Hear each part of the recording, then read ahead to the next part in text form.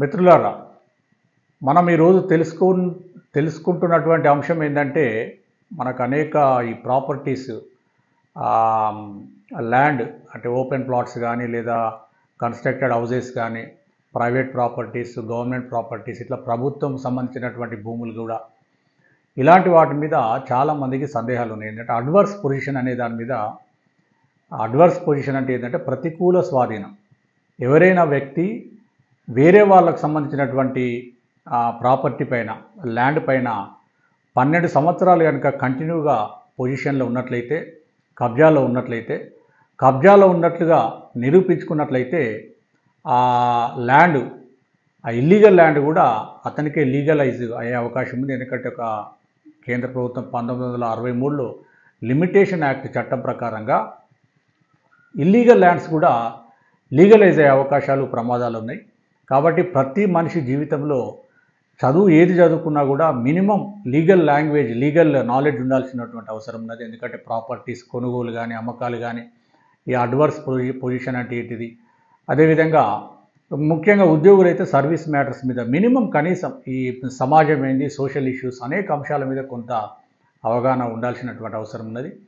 ఈరోజు మనం తెలుసుకుంటున్నటువంటి అంశం ఏంటంటే, ఈ అడ్వర్స్ పొజిషన్ అంటే ఏంటిది, అది ఏ రకంగా ఈ ఇల్లీగల్ ప్రాపర్టీ కూడా లీగల్ అయిపోతుంది ఏందనే దాని మీద మనం తెలుసుకునే ప్రయత్నం చేద్దాం. మనకు మిత్రులు చాలామంది, విద్యార్థులు కానీ, లేకపోతే ఉద్యోగులు, చాలామంది మిత్రులు ఈ మన ఛానల్ని వేల మంది చూస్తున్నారు, సబ్స్క్రైబ్ చేయడం లేదు. దయచేసి ఎవరైతే ఈ ఛానల్ సబ్స్క్రైబ్ చేయలేదో తప్పకుండా సబ్స్క్రైబ్ చేయాలని తెలియజేస్తూ, ఈ లిమిటేషన్ యాక్ట్, ఇది లిమిటేషన్ యాక్టు 1963లో కేంద్ర ప్రభుత్వం అమలులోకి తీసుకొచ్చింది. ఇది దేశవ్యాప్తంగా కూడా అమలు జరుగుతూ ఉన్నది. ఈ లిమిటేషన్ యాక్ట్లో ఒక సెక్షన్లో ఏం చెప్తుందంటే, ఈ భూములకు సంబంధించి ఈ ప్రాపర్టీస్, ల్యాండ్ కానీ, లేకపోతే కన్స్ట్రక్టెడ్ హౌసెస్ కానీ, ప్రైవేటు మరియు గవర్నమెంట్. ప్రైవేటు ల్యాండ్ గురించి సంబంధించి అడ్వర్స్ పొజిషన్ ఏంటంటే ప్రతికూల స్వాధీనము. ఎవరైనా ఇద్దరి మధ్యలో, సపోజ్ ఎక్స్ అండ్ వైని మనం ఇద్దరు మనుషులను తీసుకోండి. వైకి ఒక 2 ఎకరాల ప్రాపర్టీ ఉంది అనుకోండి. ఆ 2 ఎకరాల ప్రాపర్టీని వై ఎక్కడో జీవిస్తూ ఉంటాడు, ఎక్కడో మైగ్రేట్ అయిపోయి, సపోజ్ అతని విలేజ్ ఎక్కడో ఉంటుంది, మన హైదరాబాద్లో ఉంటుంది అనుకోండి. ఆ ఊరికి సంబంధించినటువంటి ఎక్స్ అనే వ్యక్తి ఆ వై యొక్క ప్రాపర్టీని 2 ఎకరాలను కబ్జా చేసేస్తాడు. కబ్జా చేసుకొని వాడుకుంటుంటాడు, దాన్ని సాగు చేసుకోవడము, లేకపోతే ఇతరత్ర కార్యక్రమాలు వాడుకుంటుంటాడు. వై ఏమనుకుంటాడంటే నా భూమి నాకే ఉన్నది కదా అనుకుంటాడు. మధ్యలో ఏమైపోతుందంటే, ఆ ల్యాండ్ మీద ఎలక్ట్రిసిటీ కనెక్షన్ కానీ, లేదా ల్యాండ్ యొక్క పేరును మార్చుకోవడం కానీ ఈ వైకి విషయం తెలియదు.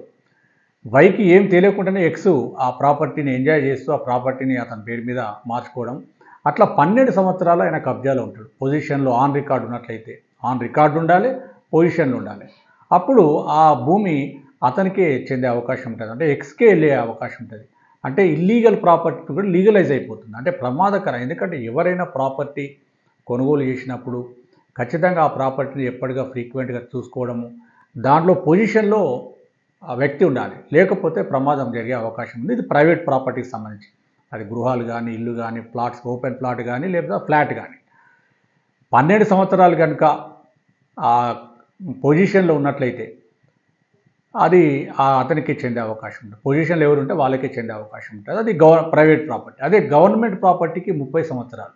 30 సంవత్సరాలు కంటిన్యూగా పొజిషన్లో ఉంటూ, 30 సంవత్సరాలు పొజిషన్లో ఉన్నట్లుగా, అంటే కబ్జాల్లో ఉన్నట్లుగా మనకు చూపించినట్లయితే, కోర్టు ముందు చూపించినట్లయితే, ప్రతికూల స్వాధీనం కింద ఆ వ్యక్తికే ఆస్తి చెందే అవకాశం ఉంటుంది. అంతా దీని మీద మనకు గౌరవ హైకోర్టు ఉమ్మడి ఆంధ్రప్రదేశ్ లోపల ఒక మంచి తీర్పు ఇచ్చింది.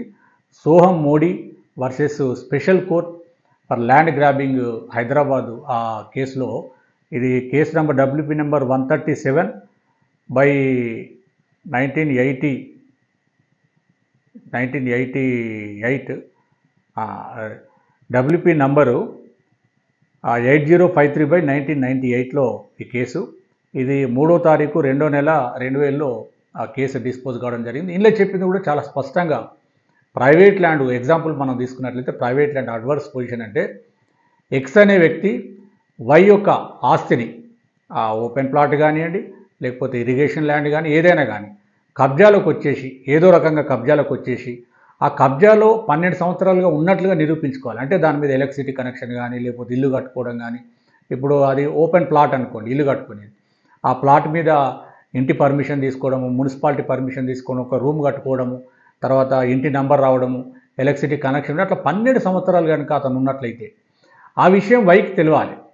వైకి ఏం తెలియాలి? నా యొక్క ప్రాపర్టీ ఇంకెవడో కబ్జా చేసిండు, వాడు ఎంజాయ్ చేస్తున్నాడు, అయినా ఈయన సైలెన్స్గా ఉన్నాడు అనుకోండి, 12 సంవత్సరాల లోపు, 12 సంవత్సరాల తర్వాత అడ్వర్స్ పొజిషన్ కింద ఈ ఎక్స్కే ఆస్తి చెందే అవకాశం ఉంటుంది. ఇదే ప్రభుత్వ భూమి కూడా అంతే. ప్రభుత్వ భూమి 30 సంవత్సరాలు కనుక పొజిషన్లో ఎవరున్నా కూడా ఆ భూమి అతనికి చెందే అవకాశం ఉంటుంది. కానీ 30 సంవత్సరాల లోపే అది మనం అడ్డుకోవాలి. ఎవరైతే ఓనర్ ఉన్నారో, అదే ప్రైవేట్ ల్యాండ్ అయితేనేమో 12 సంవత్సరాల లోపే, 5 సంవత్సరాలకు 6 సంవత్సరాలకు ఎవడో కబ్జా వచ్చినట్టు ఇమీడియట్ వాని మీద కేసు పెట్టడం, లేదా కోర్టును అప్రోచ్ కావడం, కోర్టులో కేసు వేయడం జరిగితే అడ్వర్స్ పొజిషన్ కింద ఆయనకు పోయే అవకాశం ఉండదు. మరి ఎవరైతే ల్యాండ్ ఓనర్ అవుతారో వాళ్ళకే చెందుతుంది. అంటే ఈ సోహం మోడీ వర్సెస్ ఈ special court for land grabbing కేసులో, హైదరాబాద్ కేసులో ఏం చెప్పిందంటే గౌరవ హైకోర్టు డివిజన్ బెంచ్ చాలా స్పష్టంగా కేటగరైజికల్గా అడ్వర్స్ పొజిషన్ అంటే ఏంటిది అంటే ఏదంటే అడ్వర్స్ పొజిషన్లో 12 సంవత్సరాల లిమిట్ ఉంది ప్రైవేట్ ల్యాండ్కి అయితే. గవర్నమెంట్ ల్యాండ్కి అయితే 30 సంవత్సరాలు ఉంది. ఈ ప్రైవేట్ ల్యాండ్ లోపల ఎట్లా, ఎవరైతే కబ్జాలో ఉన్నారో, అతని ప్రాపర్టీ కాకపోయినా వేరే అతని ప్రాపర్టీ మీద కబ్జాలో ఉన్నారో అతను 12 సంవత్సరాలు ఉండాలి. ఆ కబ్జాలో ఉన్నట్టుగా నిరూపించుకోవాలి కోర్టు ముందు. అదేవిధంగా ఎవరైతే భూమి కోల్పోయినరో ఇతను నా భూమి కబ్జా కాబడ్డది అని ఆయనకు తెలిసి ఉండాలి. ఎప్పుడు తెలిసి ఉంటుంది? ఎవరైతే ల్యాండ్ ముందు గ్రాబ్ చేసేస్తాడు, గ్రాబ్ చేసి ఏం చేస్తాడో దాని మీద ఒక ల్యాండ్ను పొజిషన్ మీదకి వచ్చిన తర్వాత, కబ్జాకు వచ్చిన తర్వాత దాని మీద చుట్టూ కాంపౌండ్ వాల్ కట్టుకోవడం, చిన్న రూమ్ వేసుకోవడం, ఎలక్ట్రిసిటీ కనెక్షన్ తీసుకోవడం, అక్కడ కబ్జాలో ఉన్నట్లుగా రికార్డు బిల్డప్ చేసుకుంటాడు. అట్లా 12 సంవత్సరాలు కనుక ఆయన రికార్డు బిల్డప్ చేసుకొని కోర్టు ముందు రుజువు చేసినట్లయితే అది అడ్వర్స్ పొజిషన్ కింద ఇల్లీగల్గా పొందిన ప్రాపర్టీ కూడా లీగలైజ్ అయ్యే ప్రమాదం ఉంది. కాబట్టి ఇలా చాలా మంది ఎందుకంటే ఎక్కడో ప్లాట్లు కొంటుంటారు, ఎక్కడెక్కడ ప్రదేశాలలో ప్లాట్లు కొంటారు, వదిలేస్తారు. అట్లా వదిలివేయడం వల్ల ఏమవుతుందంటే 12 సంవత్సరాల తర్వాత ఆ ఆస్తి అందరికీ జరగకపోవచ్చు, ఆ ఆస్తిని కోల్పోయే ప్రమాదం ఉంటుందని తెలియజేస్తూ ఇంకా కొన్ని లీగల్ అంశాల మీద మీ ముందుకు తెలిపే ప్రయత్నం చేస్తాను తెలియజేస్తూ, మరొక్కసారి మీకు ఏమైనా డౌట్స్ ఉన్నట్లయితే కింద కామెంట్ రూపంలో అడగండి, నేను డౌట్ని తీర్చే ప్రయత్నం చేస్తాను తెలియజేస్తూ. మరి ప్రైవేట్ ఆస్తుల పరంగానైతే 12 సంవత్సరాలు, మరి ఎందుకంటే ఈ లిమిటేషన్ యాక్ట్లో అన్ని అంశాల మీద, ఇప్పుడు సపోజ్ లోయర్ కోర్టులో ఒక పిటిషన్ వేసారు, పిటిషన్ డిస్పోజ్ అయిన తర్వాత అప్పీల్కి ఎన్ని రోజులలో వెళ్ళాలి, లేదా హైకోర్టు లోపల ఒక పిటిషన్ వేసిన తర్వాత మళ్ళీ సుప్రీంకోర్టులో అప్పీల్కి ఎన్ని రోజులు వెళ్ళాలి, హైకోర్టులో సింగిల్ బెంచ్ నుంచి డివిజన్ బెంచ్కి ఎన్ని రోజులు వెళ్ళాలి, ఇట్లా లిమిటేషన్స్ ఉన్నాయి. 30 రోజులు, 60 రోజులు, 90 రోజులు. అట్లనే ఈ ప్రాపర్టీస్ మీద లిమిటేషన్ యాక్ట్ లోపల ప్రైవేట్ ప్రాపర్టీస్ అయితే 12 సంవత్సరాలు పొజిషన్లో ఉండాలి, ప్రభుత్వ ఆస్తులు అయితే కనుక 30 సంవత్సరాల కబ్జాలో ఉండాలి.